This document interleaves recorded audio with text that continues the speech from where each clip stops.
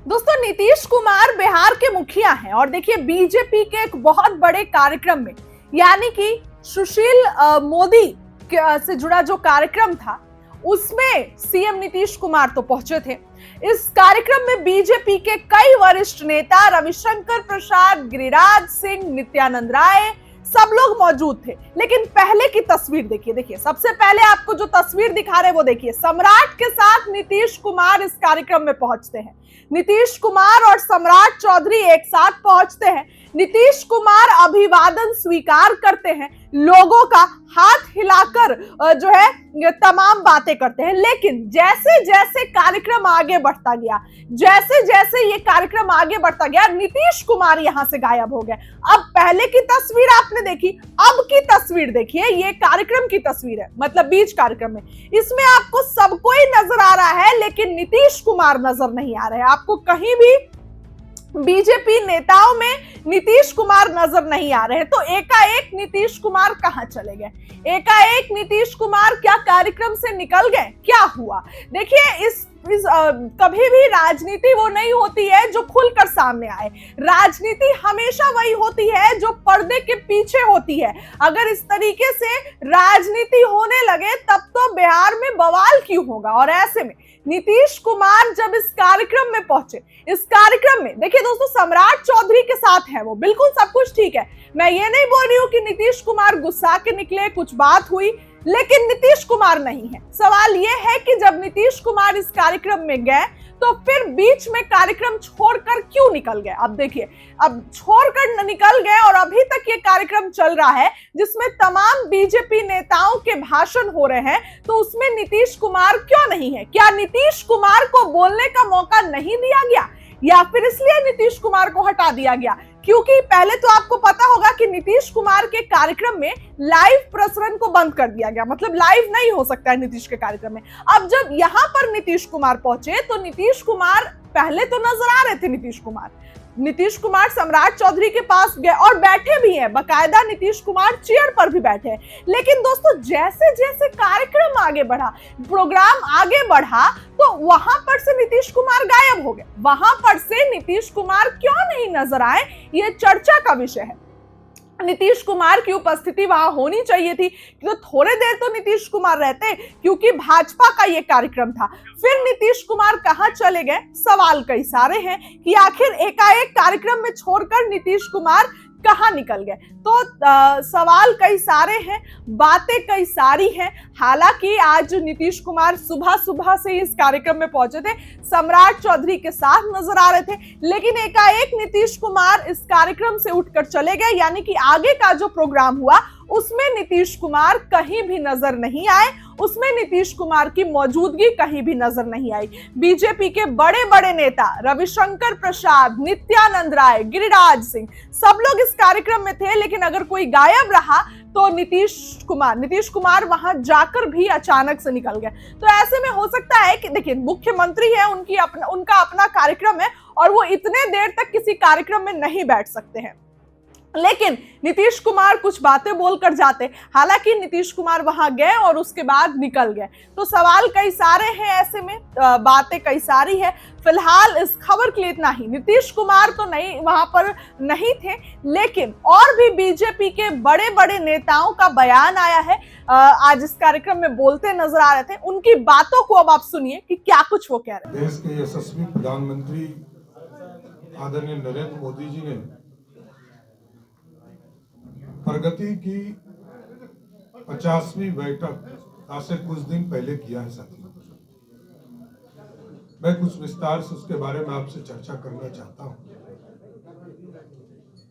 प्रगति की बैठक आदरणीय प्रधानमंत्री जी के लेवल पर पूरे देश के चीफ सेक्रेटरी के साथ उनकी बैठक होती है और सभी राज्यों के पदाधिकारी चीफ सेक्रेटरी के राज्यों में उनके अध्यक्षता में और देश में माननीय प्रधानमंत्री जी की अध्यक्षता में जो देश में बड़ी परियोजना चल रही उसकी समीक्षा करने का काम करते हैं। क्योंकि ये देखा गया था, कांग्रेस का शासनकाल हो यूपीए का शासनकाल हो, यूनाइटेड फ्रंट की सरकार हो, या लंबी आजादी के बाद कई सरकारें रही जब सिर्फ अटकाना और भटकाने करने का काम सरकारें किया करती थी और योजना शुरू करके उसको छोड़ दिया करती थी। लेकिन मैं धन्यवाद देना चाहता हूं आदरणीय प्रधानमंत्री नरेंद्र मोदी जी को।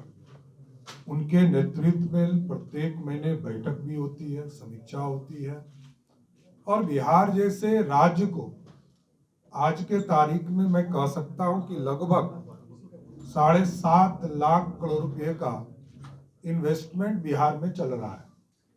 कई योजना है जो कमीशन हो चुके हैं, कई प्रोसेस में हैं, और सबसे खूबी की बात है कि राज्य सरकार ने पूरा सहयोग करके 96% जो इश्यूज थे उसको रिजॉल्व करने का प्रयास किया है।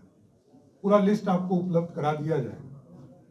कई ऐसे डिपार्टमेंट देखेंगे जहां आप मतलब बिहार जैसे राज्य को कितना राशि मिला, मैं सिर्फ संक्षेप में बता दूं कि रेलवे है जहां 38 परियोजना चल रहा है और 1,28,494 करोड़ रुपया का परियोजना चल रहा है,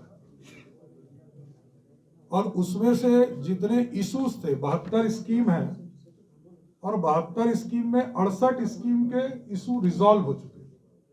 मात्र 4 इशू इसमें हमारे फंसे हुए हैं। उसी तरह ministry of road transport and highways 124 परियोजना चल रही है, जिसमें 97,864 करोड़ रुपया का इन्वेस्टमेंट बिहार में हो रहा है, जिसमें 124 योजना में राज्य सरकार ने सारे इशू को रिजॉल्व किया है। उसी तरह डिपार्टमेंट ऑफ टेलीकम्युनिकेशन में 7 योजना और टोटल योजना 15 यहाँ चल रहा है, जिसमें 14 रिजॉल्व हो चुके हैं, और अभी आज के तारीख में 2,42,204 करोड़ रुपया हमारे यहाँ इन्वेस्टमेंट हो रहे हैं। उसी तरह पावर सेक्टर में 10 योजना है, 10 योजना के लिए सारे इश्यूज को रिजॉल्व किया है। लगभग 79,889 करोड़ रुपए का इन्वेस्टमेंट बिहार में चल रहा है। उसी तरह अर्बन में 22 योजना है, 22 योजना को हम लोगों की पूरी सहमति मिली, और लगभग 58,449 करोड़ हमारे परियोजना चालू है पूरे बिहार में। ऐसे कई वाटर रिसोर्सेज के लगभग 13,000 करोड़ हैं। उसी तरह केमिकल फर्टिलाइजर है, उसमें 8,000 करोड़ रुपया है। पोर्ट शिपिंग वाटरवेज बनाने का काम लगभग 5,061 करोड़ रुपये की राशि इसमें लग रहे हैं। इसलिए कई योजना है जिसका डिटेल आपको उपलब्ध करा दिया जाएगा। मैं देश के यशस्वी प्रधानमंत्री जी को धन्यवाद देता हूं कि बिहार जैसे गरीब राज्य के इंफ्रास्ट्रक्चर के लिए बिहार को लगातार आगे बढ़ाने का काम किया जा रहा है, और केंद्र जो डायरेक्ट तौर पर अपना इन्वेस्टमेंट किसी राज्य में करता है उसमें लगभग 6,58,189 करोड़ रुपया हमारा इन्वेस्ट हो रहा है।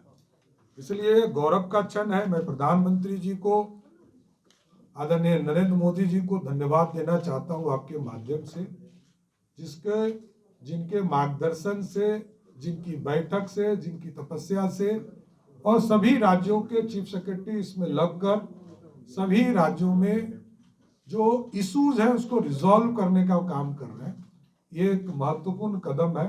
राज्यों को भी इससे सीख लेने की जरूरत है। जिस भी राज्य में जिस तरह हम लोग यहाँ समीक्षा होती है, उसी तरह आदरणीय प्रधानमंत्री जी ने बढ़कर बिहार जैसे राज्य के लिए इतनी राशि उपलब्ध कराया है। मैं फिर से धन्यवाद देता हूं। और केंद्रीय बजट से कई राशि हमें और मिली है, जैसे अभी हमारे एक्सप्रेसवे बनने हैं, चाहे वो सिलीगुड़ी से गोरखपुर हो, उसका भी प्रोसेस चल रहा है। वो इससे अलग है क्योंकि वो अभी सिर्फ जो सैंक्शनिंग है इधर हुआ है, जैसे पूर्णिया से खगड़िया का 4 लेन हो, पटना से पूर्णिया का एक्सप्रेसवे हो, बक्सर से भागलपुर का एक्सप्रेसवे हो, हल्दिया रक्सौल एक्सप्रेसवे हो। तो कई चीजें हैं जिसमें आदरणीय प्रधानमंत्री जी का लगातार सहयोग मिल रहा है। कोसी मेची लिंक के बारे में आप लोगों ने कल ही देखा होगा कि जो बराज थे उसके डीपीआर लगभग फाइनल की स्थिति में है और उस बराज पर भी काम लगातार आगे बढ़ाने का काम किया जा रहा है। धन्यवाद। ठीक।